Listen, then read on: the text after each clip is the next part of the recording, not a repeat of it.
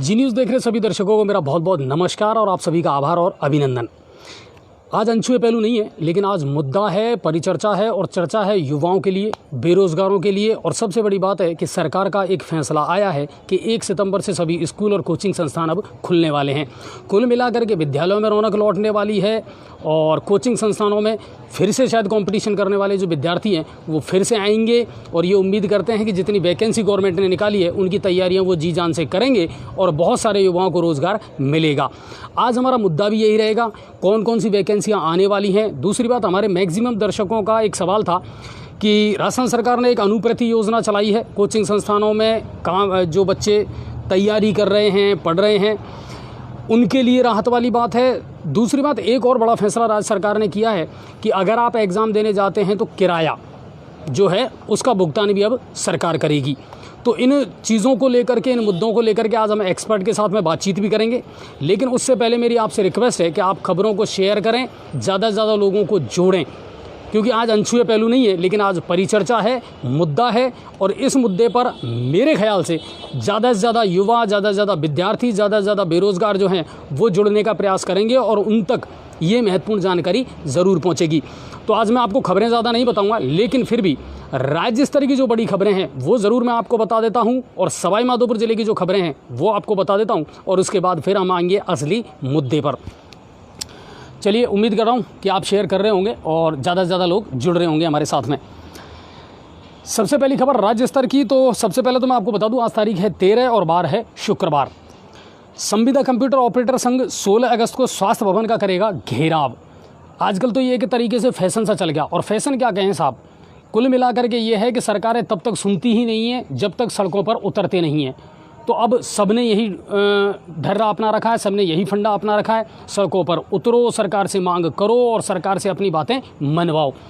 इसी कड़ी में संविदा कंप्यूटर पर लगे हुए जो ऑपरेटर हैं वो भी अब 16 अगस्त को स्वास्थ्य भवन का घेराव करेंगे। 4 सूत्रीय मांगों को लेकर के वो प्रदर्शन करेंगे और पदनाम बदलने सहित विभिन्न उनकी मांगें हैं जिनको वो सरकार के सामने रखेंगे।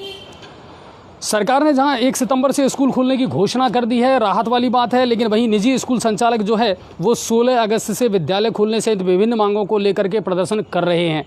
आज भी उन्होंने प्रदर्शन किया राजस्थान स्कूल बचाओ समिति के बैनर तले, और पैदल मार्च उन्होंने किया है।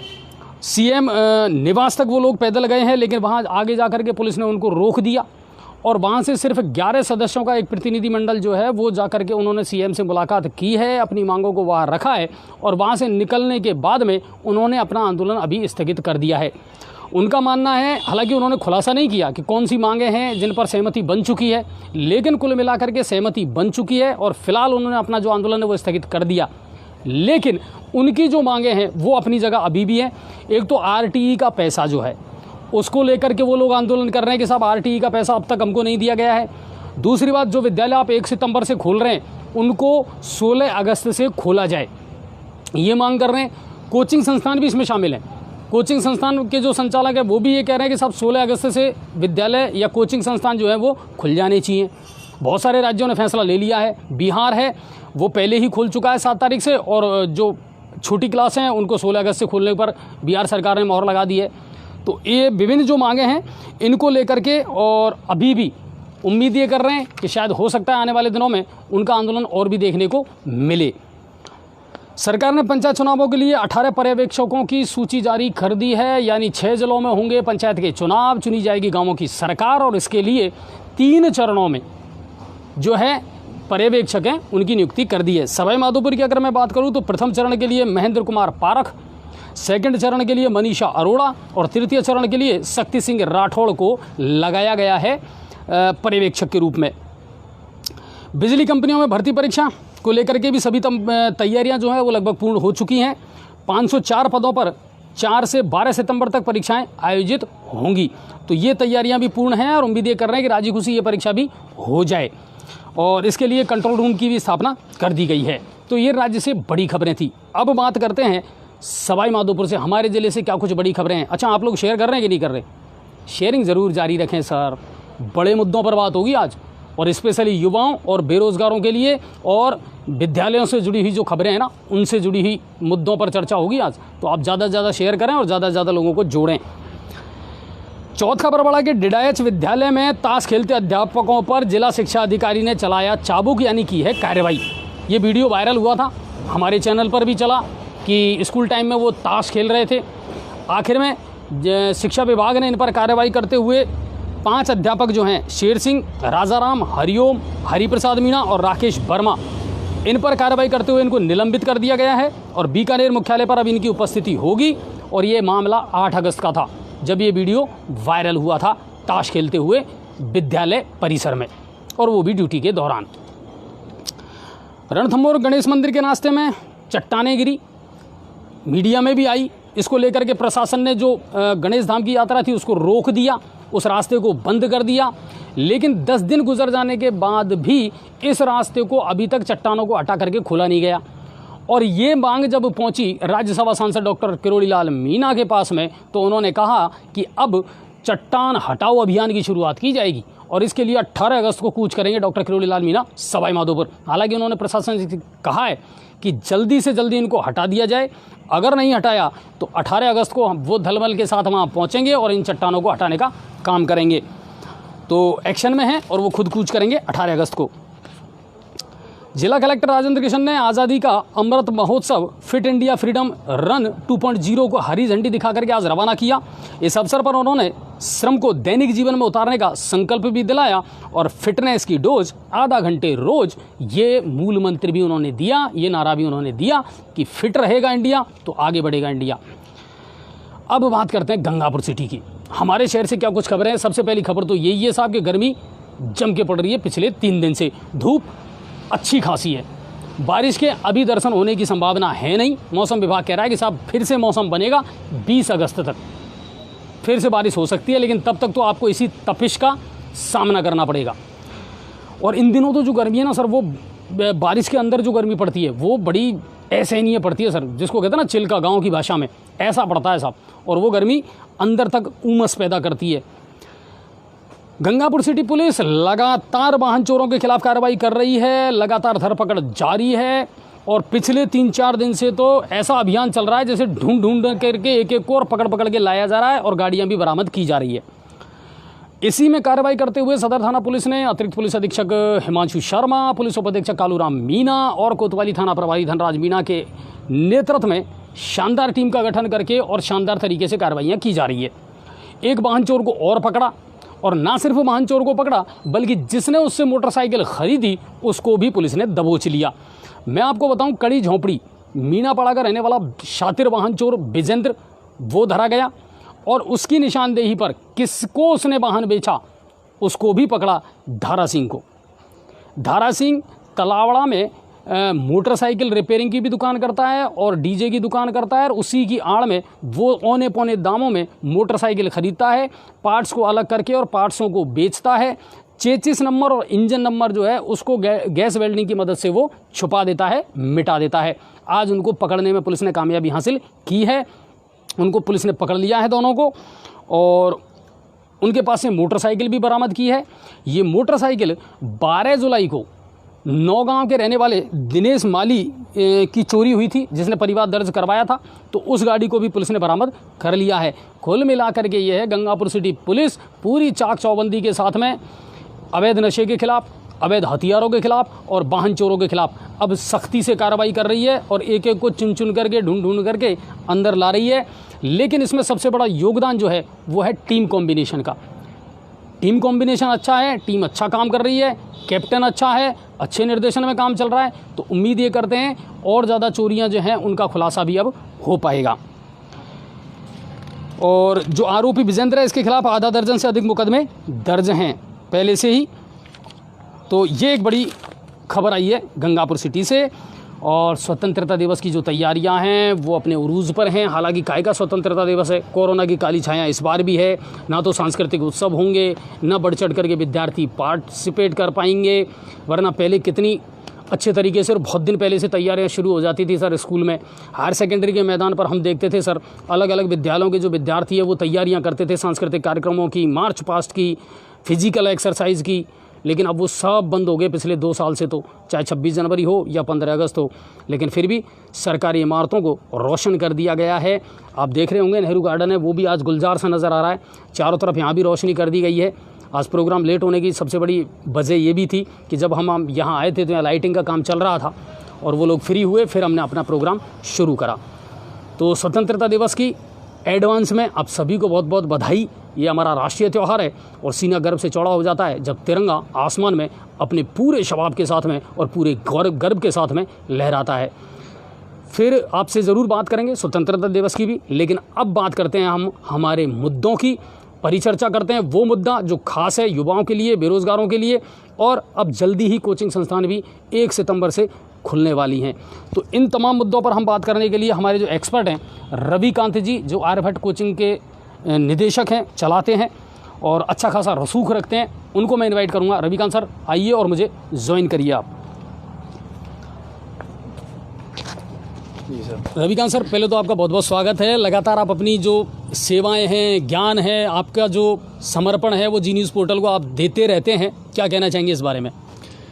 ये तो सर मेरा सौभाग्य कि लगातार जो जी न्यूज़ पोर्टल पे आप मुझे बुलाते रहते हैं और दर्शकों को जो ऐसी जानकारियां जैसे बहुत सारी योजनाएं होती हैं उनका लाभ लगातार मिलता रहता है। अच्छा, एक खुशखबरी तो आ गई कि चलो 1 तारीख से अब संस्थान खुल जाएंगे, कोचिंग संस्थान खुल जाएंगे, विद्यालय खुल जाएंगे। आपको क्या लगता है इस फैसले को करने में सरकार ने देरी की या सही फैसला है? देरी तो काफ़ी देरी हो गई। जैसे 2 अगस्त से लगभग उत्तराखंड में या यूपी में या फिर बिहार में बहुत सारे राज्यों में स्कूल खुल गए।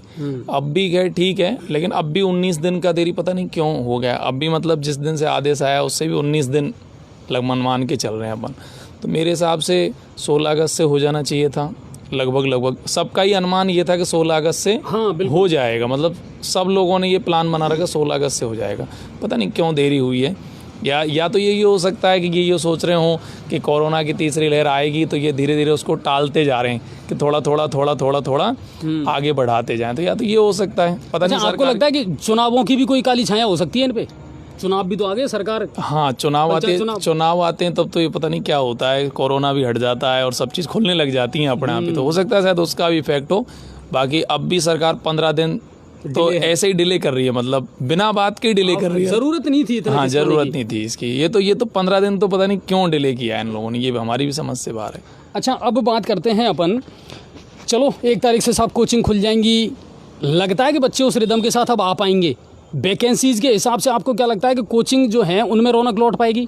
देखो, इस जो रिदम बनना चाहिए था, मतलब जैसे लगभग मार्च में, मतलब जनवरी में पहले कोचिंग खुली थी तो मार्च तक लगभग रिदम बन पाया था।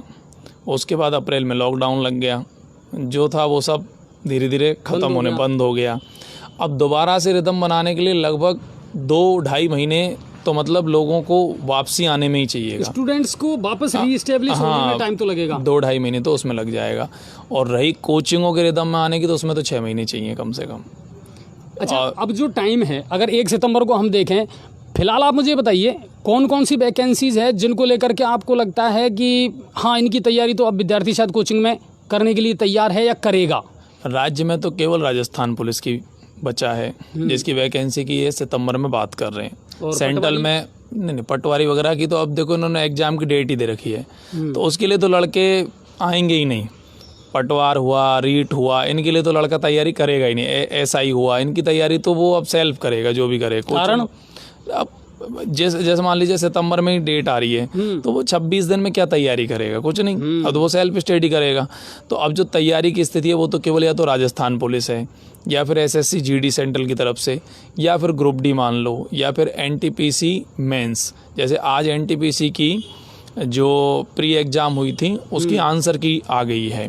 16 तारीख से उसका लिंक अपडेट हो जाएगा, बाकी नोटिफिकेशन आ चुका है। तो मेरा ये मानना है कि अब तो लगभग ये 4-5 एग्ज़ाम जो मूलतया हैं, जिनमें राजस्थान पुलिस है, एसएससी जीडी है, इसके अलावा अपना ग्रुप डी है, एनटीपीसी मेंस है, एसएससी की भी अगर अपन बात करें तो एसएससी की जैसी एचएसएल की एग्ज़ाम है वो लगभग अभी चल रही है। एमटीएस की भी अपन मान सकते हैं थोड़ी बहुत। बाकी मूलतया तो लगभग ये 4 एग्ज़ाम के लिए ही लड़का तैयारी करने आएगा। बाकी तो अभी कोई फ़िलहाल तो कोई ऐसी एग्ज़ाम है नहीं। पटवार है, रीट है, इनकी तैयारी अब लड़का करने नहीं आएगा। यहाँ ही नहीं, मतलब कहीं भी नहीं जाएगा। या तो वो सेल्फ स्टडी करेगा, अगर किसी शहर में भी चला जाएगा तो वहाँ भी वो कोचिंग नहीं करेगा, और मेरे हिसाब से कोचिंग चालू भी नहीं होंगी। अच्छा, मतलब उनके लिए तो चालू नहीं होंगी मतलब। नहीं, अच्छा एक बात मुझे बताइए, लंबे टाइम से कोचिंग संस्थान बंद हैं और जो परिस्थिति या जिन समस्याओं का सामना कोचिंग संस्थान या निदेशक या संचालक जो कर रहे हैं, आपको लगता है 1 सितंबर से आपने ठीक है कोचिंग खोल दी, क्या बदलेगी उनकी सूरत? नहीं, अभी बदलाव तो कुछ ऐसा नजर आने वाला है नहीं। अभी तो कोई मतलब नहीं है, अभी तो कुछ नहीं होगा, अभी तो इसमें टाइम लगेगा। ऐसे नहीं है कि मतलब आएंगे और तुरंत ही पहले दिन ही खोलेंगे और सब कुछ पहले जैसा हो जाएगा, ऐसा पॉसिबल नहीं है। पहले जैसा होने में तो लगभग 6 महीने लग जाएंगे, और ज़्यादा भी टाइम लग जाए, पर 6 महीने के अंदर आदमी मतलब थोड़ा रिदम बना जाएगा, कुछ मानसिक रूप से तैयार होगा, कुछ वो वापस। अब देखो आप दीपावली की छुट्टियां आ जाएंगी, है ना, नहीं उनमें लग जाएगा वो। उसमें कई कारण है, जैसे एक जैसे टीचर भी तो प्रिपेयर नहीं है ना अभी पूरी तरह से। जैसे आप टीचरों की बात करेंगे तो टीचर को भी अब जैसे 6-6 महीने तक अगर आप गैप ले जाओगे तो जो चीज़ें पढ़ाने की चीज़ होती है ना उनको ही आदमी भूल जाएगा, और डिस्टर्ब भी हो गए, वो डिस्टर्ब होता है। घर में जब होता है तो मानसिक रूप से भी आदमी तनाव में आ जाता है, तो वो भी एक कारण रहेगा। तो सभी बच्चे भी, टीचर भी, सबके लिए ही ये मतलब प्रॉब्लम है। तो एक साथ तो सारा नॉर्मल नहीं हो पाएगा। अच्छा, स्टूडेंट्स के लिए बहुत सारी अच्छी योजनाएं भी राजस्थान सरकार लेकर के आई है। सबसे पहली जो योजना ऐसी है जिसके बारे में दर्शकों के बहुत ज़्यादा हमारे पास में कॉल भी आते हैं, मैसेज भी आते हैं, और कल या परसों शायद उसका नोटिफिकेशन जारी भी कर दिया है, वित्त विभाग से उसकी स्वीकृति भी मिल गई है। अनुप्रति योजना कोचिंग संस्थानों के लिए, ये क्या है और इसका लाभ स्टूडेंट कैसे उठा सकता है, कितनी फ़ायदेमंद साबित हो सकती है विद्यार्थी के लिए? देखो, ये मुख्यमंत्री अनुप्रति योजना 2021 के नाम से लगभग 2 महीने पहले मुख्यमंत्री जी ने लॉन्च की थी। इसमें ST, SC, OBC, MBC, EWS, minority, इन सब के लिए ये लागू, मतलब 8 लाख रुपए से कमाए वाले व्यक्तियों के लिए, EWS में तो यही आते थे, तो इन सब के लिए लागू की थी। इसमें लगभग सारी परीक्षाओं की तैयारी करने वाले स्टूडेंटों को शामिल किया है। IAS से लगा लो और आप कांस्टेबल तक के एग्ज़ाम तक आ जाओ। अब उसमें अलग अलग प्रकार की स्थितियां हैं। जैसे एक तो उनकी योजना ये है कि 50% सीटें लगभग मतलब छात्राओं को रिजर्व रहेंगी, ठीक है, एक तो ये है उसमें। दूसरा ये है कि CBSE से जो परसेंटेज बनती है उसको 0.9 से मल्टीप्लाई करके उनकी परसेंटेज बनाई जाएगी। और 3 डिपार्टमेंटों को इसकी जो है दिया, मतलब उनको बनाया गया है। एक तो जनजातीय मामलों का जो विकास जो जनजाति वाला होता है ना, क्षेत्रीय विकास, वो एक सामाजिक न्याय और अधिकारिता विभाग एक अल्पसंख्यकों के लिए, माइनॉरिटी के लिए उसको बना दिया है। अब इसमें अलग अलग हिसाब से पैसे दे रहे हैं वो लोग। जैसे IAS की तैयारी कर रहा है कोई UPSC की, तो 1 ईयर का टाइमिंग उनको देते हैं। 12वीं में 70% होना चाहिए, 70,000 रुपये उनको देते हैं वो एक साल के लिए। प्रतिष्ठित, अगर कोई प्रतिष्ठित संस्थान है तो उसमें अगर तैयारी कर रहा है तो 70,000 मिलेगा, और अन्य अगर कोई संस्थान है तो उसमें 50,000 रुपये मिल जाएगा। फिर RAS में भी आप आ जाओ तो उसमें भी इसी तरीके से उनको, जैसे इसमें बहुत बड़ी डिटेल है इसकी, लगभग इसकी PDF वहाँ पे मिल जाएगी आपको, SJE करके वेबसाइट है राजस्थान गवर्नमेंट की। तो RAS के लिए 50,000, 40,000, प्रतिष्ठित में करेगा तो 50,000, 40,000, परसेंटेज में 12वीं में 65 और 12वीं में 55। अगर प्रतिष्ठित में जाओगे तो 65% और अन्य में जाओगे तो 55%। इसके अलावा इसमें जैसे SI वाली जो भर्ती होती है राजस्थान SI की, उसके लिए भी इसमें है 20,000 रुपये, 6 महीने का टाइम पीरियड है उसके लिए। अच्छा। उसके अलावा रीट की भी इसमें है। अच्छा। उसमें 4 महीने के लिए है 15,000 रुपये। 4 महीने की तैयारी अगर आप करते हो, कोचिंग संस्थान ज्वाइन करते हो, तो आपको 15,000 रुपये मिल जाएगा। पटवार आदि जैसे 2400 पे ग्रेड वाली है उनके लिए 10,000 रुपये। तो अब जैसे मैं रीट की या इनकी एग्जाम की कोई तैयारी कर रहा है तो उसके लिए भी कोई परसेंटेज वाला क्राइटेरिया है क्या? उसमें है 12वीं, मतलब BEd STC होना चाहिए, ग्रेजुएशन में 50% होना चाहिए, ग्रेजुएशन में 50%। इसके अलावा पटवार वगैरह है तो पटवारी में 10,000 रुपये देते हैं 4 महीने के लिए। उसमें 12वीं प्लस RSCIT या O लेवल आदि का कोई डिप्लोमा वगैरह उसका होना चाहिए। कांस्टेबल के लिए भी है, कांस्टेबल की तैयारी कर रहे हो तो उसमें भी 4 महीने का टाइमिंग है, उसके लिए भी 10,000 रुपये हैं, ठीक है ना। उसके अलावा नीट और JEE की अगर आप तैयारी कर रहे हैं तो 2 साल के लिए है वो अवधि, 70,000 रुपये। प्रतिष्ठित से करोगे तो 70,000 रुपये, अन्य से करोगे तो 50,000। तो वो 2 साल में मिलेंगे या 2 साल? 2 साल में मिलेंगे। 2 साल में, ठीक है। क्लेट की तैयारी कर रहे हो तो 40,000 रुपये हैं, और प्रतिष्ठित में संस्थान कोई होता है तो 40,000 रुपये, और नॉर्मली में आते हो तो 25,000 रुपये। अब इसमें सीटें भी डिवाइड हैं। जैसे IAS की केवल 200 लड़के लेंगे, पूरे राजस्थान में केवल 200, RAS के 500, SI के केवल 800 लड़कों को देंगे, रीट के केवल 1500 लड़कों को देंगे, अच्छा, पटवारी के केवल 1200 लड़कों को देंगे, कांस्टेबल के 800 लड़कों को देंगे, नीट या जेई के 4000 लड़कों को देंगे और क्लैट वालों को 1000। तो मतलब ऊंट के मुंह में जीरे जैसी स्थिति है। पर देंगे कैसे? मतलब मेरिट के आधार पर? नहीं, मेरिट के आधार पर तो आप दे देंगे, लेकिन ये संख्या अगर ज्यादा हुई तो? नहीं, वो तो मेरिट जाएगी फिर उसके अंदर, उस मेरिट में जो आ जाएगा। मतलब यहाँ भी कंपटीशन? हाँ, यहाँ भी कंपटीशन है। ऐसा थोड़ी ना कि हर किसी को मिल जाएगा। ऐसे आप RAS की तैयारी करने गए आपको 50,000 मिल जाए, ऐसे नहीं है। केवल 500 लड़कों को मिलेंगे, पूरे राजस्थान में केवल 500 लड़कों का चयन होगा। तो कुछ नहीं है, मतलब अगर बड़े शहर में चले जाओगे तो एक कोचिंग में 500 लड़के होते हैं। एक बात बताओ, कई बार कुछ ऐसे फैसले होते हैं सरकार के जो बड़े हास्यास्पद होते हैं, आपको लगता है कि इसकी आवश्यकता थी? और अगर आवश्यकता थी तो ये जो शर्तें हैं ये कैसे फॉलो कर पाएंगे और इसका होगा क्या? इतनी मतलब बहुत कम लोगों को है, नहीं के बराबर लोगों को है। ठीक है, हालांकि फायदा तो खैर होगा ही लोगों को, इसमें तो कोई बात नहीं है। जैसे 500 लड़के मिलेंगे तो 500 को तो फायदा होगा। मैं तो ये मतलब 500 को तो बेनिफिट होगा, लेकिन ये कोई मतलब ऐसा नहीं है कि इसको बहुत बड़ी कोई योजना अपन मान के चलें। और जैसे 1500 लड़कों को आप रीट में दोगे, यूँ मान लेते अपन, जबकि फॉर्म तो लगभग मुझे लगता है शायद 10 लाख या 12 लाख से ऊपर फॉर्म है। जैसे पटवारी के फॉर्म में 12 लाख से ऊपर है, और पटवारी के अगर आप देखे जाएंगे तो 1200 लोगों को देना है आपको टोटल। अब उसमें 2400 पे ग्रेड के टोटल हो जाएंगे। जैसे पटवार है, ग्राम सेवक है, जो भी 2400 पे ग्रेड मारे उन सबके 1200 लड़के लेने हैं टोटल। अब 1200 में भी तो डिवाइडेशन है ना, जैसे ST के इतने ही लेने, SC के इतने लेने, OBC के इतने लेने, माइनॉरिटी इतनी आएगी, 50% महिलाओं की वाली, और उसमें फिर 50% लेडीज की है। तो उसके बाद फिर क्या बचेगा? 600 बची। फिर 600 में भी अगर बॉयज़ को इंक्लूड करेंगे तो फिर कुल मिला के ठीक है, हालांकि अपनी जगह बढ़िया, लेकिन मतलब कोई ऐसी बात नहीं है जैसे अपन बहुत कुछ कहते हैं जो तैयारी करना है उसी को मिल जाएगी, ये पॉसिबिलिटी नहीं है। कुल मिलाकर के ये है कि योजना अच्छी बनाई तो है और राहत भी मिलेगी, बिल्कुल जो इस क्राइटेरिया में आएगा उसको तो राहत मिलेगी, इसमें कोई शक नहीं है। लेकिन एक ऐसी योजना जिसको अच्छी भी कही जा सकती है और ये भी कही जा सकती है कि ये शायद सीमित हो गई या इसने कंपटीशन को ज़्यादा बढ़ा दिया। हाँ, पहले उसमें कंपटीशन हो जाएगा, उसके बाद फिर बाद में। अच्छा, इसका कैसे लाभ ले सकते हैं? इसके लिए अप्लाई क्या करें? अभी तो कोई प्रोफार्मा है नहीं इसका, अभी तो गवर्नमेंट ने ऐसी कोई गाइडलाइन जारी की नहीं है। बाकी देखते हैं गवर्नमेंट क्या गाइडलाइन जारी करेगी, उसके बाद ही पता लगेगा किस तरीके से इसमें जो है चयन होगा। बाकी ये 3 डिपार्टमेंटों को इसमें बनाया गया है। ST SC के लिए जनजातीय क्षेत्रीय विकास को बना दिया, सामाजिक न्याय अधिकारिता OBC आदि के लिए बना दिया, और अल्पसंख्यक मामलात के लिए जो है माइनॉरिटी के लिए बना दिया। तो इन तीनों को इंक्लूड कर दिया, नोडल तैयार कर देंगे, मेरिट लिस्ट के आधार पर चयन हो जाएगा, जिसका चयन हो जाएगा उनको पैसे मिल जाएंगे। अच्छा, इसमें एक बात बताओ, आपको कहीं लगता है कि कुछ लीकेज भी रहेंगे या करप्शन की कोई गुंजाइश है? देखो, करप्शन की बात तो एक ऐसी बात है, जैसे आज चेक लगेंगे क्या? अब ये तो पता नहीं, बाकी हो सकता है या नहीं भी हो सकता है, ये तो पता नहीं। बाकी तो आज इंडिया में कुछ कह नहीं सकते। जैसे अब यहाँ देखो, आज अखबार में एक खबर आई थी मेन पृष्ठ के ऊपर, 10,000 रुपये दो और दोनों डोज का सर्टिफिकेट बनवा लो। हाँ, उसने भी बड़ी चौंकाया साहब। आज मेरे पास में एक दर्शक का फोन आया कि मेरे अभी सेकंड डोज लगी नहीं है, सर्टिफिकेट आ गया मेरे पास। सर्टिफिकेट आ गया, डोज लगी ही नहीं है। 10,000 रुपये में सर्टिफिकेट बन गया दोनों डोज का। मतलब दोनों डोज का। उसने, मेरे चाचा कहीं बाहर जाएंगे, दोनों डोज का वो नहीं बन रहा, दोनों डोज सर्टिफिकेट बना के और 2 घंटे में सर्टिफिकेट बन के आ गया। पता नहीं है कि कैसे संभव है, क्या है। और ऐसे कुछ लोग ऐसे हैं जिनके सर्टिफिकेट ही नहीं आए बेचारों के, दोनों डोज लगी गई। हाँ, है ना, ये भी है। चलिए, ये तो चलेगा, ये तो चलेगा हमारे देश में, कुछ कह नहीं सकते। हाँ, बिल्कुल ये नई बात नहीं है।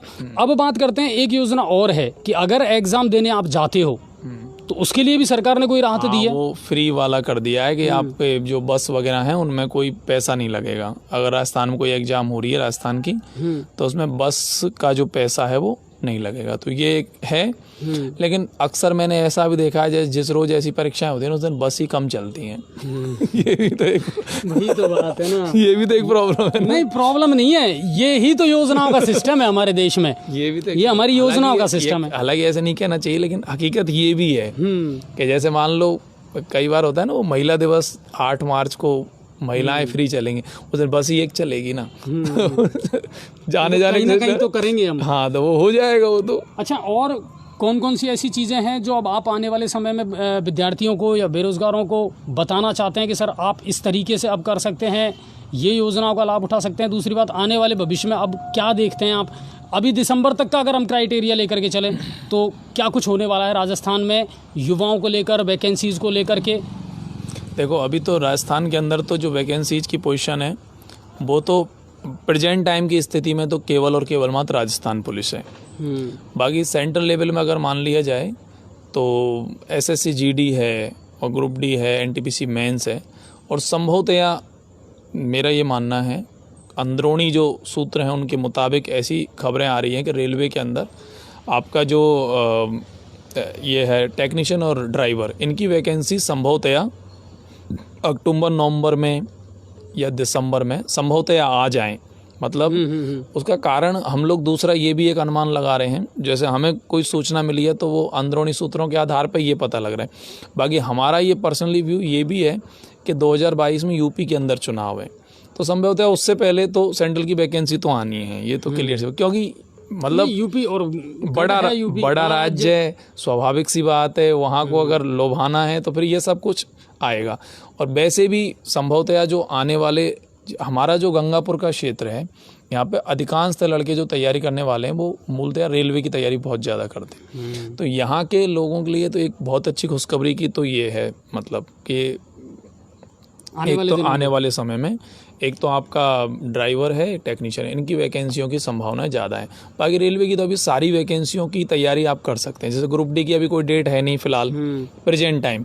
अब अगर कोई यूँ पूछे ग्रुप डी की परीक्षाएं कब हो सकती हैं, तो गारंटी तो खैर कोई नहीं दे सकता, लेकिन अक्टूबर तक के चांसेज हैं, मतलब अक्टूबर नवंबर तक संभावना है, क्योंकि सेंट्रल भी ये सोच रहा है कि अगर तीसरी लहर की कोई आशंका बनती है तो वो पहले ही देख लो। उसका कारण ये है कि एनटीपीसी की परीक्षा दिसंबर में चालू हुई थी 2020 में और 31 जुलाई 2021 में कंप्लीट हुई है, यानी 7 महीने में पूरी हुई है। कारण उसका क्या करें, बीच में बंद करनी पड़ी ये कोरोना के कारण। तो अब बोर्ड ये चाहता है कि बिल्कुल मतलब लाइन जब क्लियर हो जाए तब वो चालू करें। तो मेरा ये मानना है कि संभवतः अक्टूबर के आसपास ग्रुप डी की परीक्षा स्टार्ट होनी चाहिए संभवतया। तो रेलवे की तो पूरी वैकेंसी है, एनटीपीसी है तो एनटीपीसी में मेंस है तो उसकी पूरी एग्जाम है। बाकी अभी ड्राइवर टेक्नीशियन की सुनने में आ रहा है तो ये भी वैकेंसी लगभग आने वाली है। सेंट्रल के लेवल पे एसएससी जीडी है तो वो अभी फॉर्म उसके चल रहे हैं, तो वो भी एक है।